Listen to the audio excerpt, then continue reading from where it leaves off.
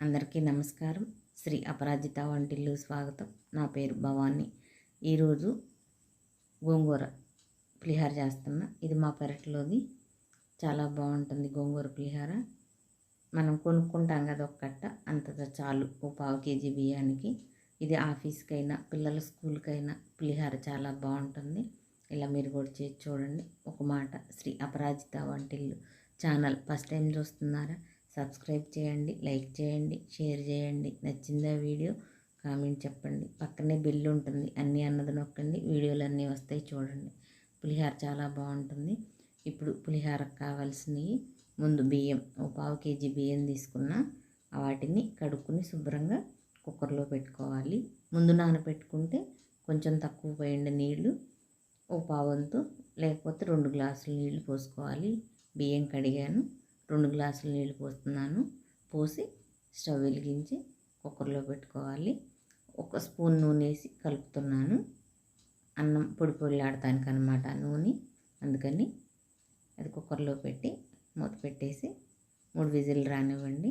ఇప్పుడు గోంగూర కోసుకుని అలా కడిగి పెట్టింది అనమాట. అది ఆరవసరం లేదు, ఎందుకంటే పులిహారకే కదా.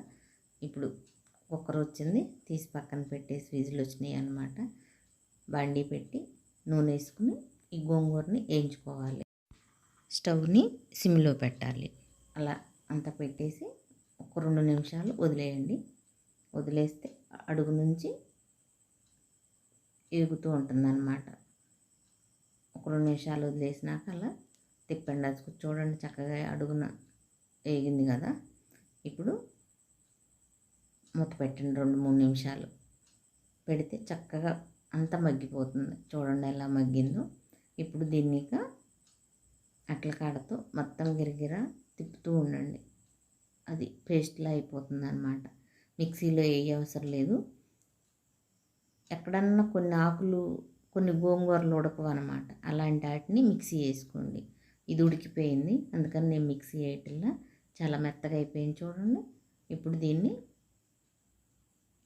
ఒక గిన్నెలోకి తీసుకుని పక్కన పెట్టుకోవాలి. బాండీలోనే ఉంటే ఆ వేడికి ఇంకుస్తి ఆ చెమ్మ లేకుండా పోతుంది అన్నమాట, తడి. అందుకని వద్దు, ఒక గిన్నెలోకి తీసుకోవాలి. ఇది పక్కన పెట్టేస్తున్నాను. మళ్ళీ స్టవ్ మీద బండి పెట్టుకుని ఆయిల్ వేసుకోవాలి. ఆవాలు, శనగపప్పు, పచ్చిజీడిపప్పు, మినపప్పు అన్నీ వేసి చక్కగా వేయించుకోవాలి. పప్పులన్నీ మీకు కావాల్సినన్ని వేసుకోండి. జీలకర్ర వేసాను. ఇక్కడ వేరుశనగ గుళ్ళు వేయటం మర్చిపోయాను నేను, మీరు తప్పకుండా వేసుకోండి, చాలా బాగుంటాయి. పచ్చిమిరపకాయలు, ఎండుమిరపకాయలు కూడా వేసి వేయించుకోవాలి. తర్వాత కరివేపాకు, అల్లం తురుము ముక్కలు కొయ్యలేదన్నమాట, తురిమానండి. కొబ్బరి దాంతో అట్ట తురిమితే చాలా బాగుంటుంది. పసుపు, జీలకర్ర పొడి వేయించిందనమాట, అది ధనియాల పొడి అంత మట్టికేసి ఒకసారి కలుపుకుని ఇప్పుడు గోంగూర వేసుకోవాలి. ఉప్పు నేను 2 టీ స్పూన్లు వేసాను. ఉప్పు, కారం, మిరపకాయలు అవి మీకు తగినన్ని వేసుకోండి, బాగుంటాయి. కారం వేస్తే బాగోదు, అది వేరే రుచి వస్తుంది. అందుకని పచ్చిమిరపకాయలతో వేస్తేనే పులిహారలా ఉంటుంది. ఎండుమిరపకాయలు, పచ్చిమిరపకాయలు వేస్తే అట. ఇప్పుడు ఒక నిమ్మకాయ రసం పోసాను అనమాట.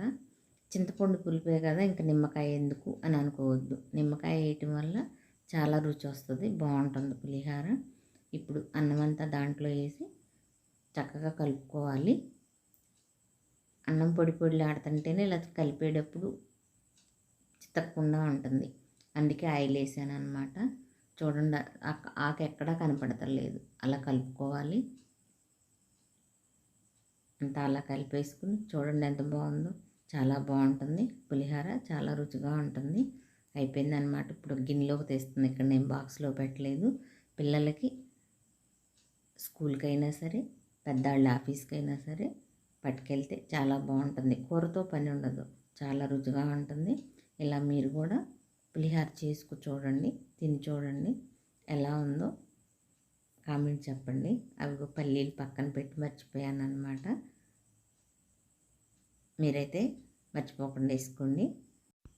మీరు చేసి చూడండి, తిని చూడండి ఎలా ఉందో కామెంట్ చెప్పండి. లైక్ చేయండి, షేర్ చేయండి, సబ్స్క్రైబ్ చేయండి. పక్కనే బెల్ ఉంటుంది, అన్నీ అన్నది నొక్కండి. వీడియోలు అన్నీ వస్తాయి చూడండి.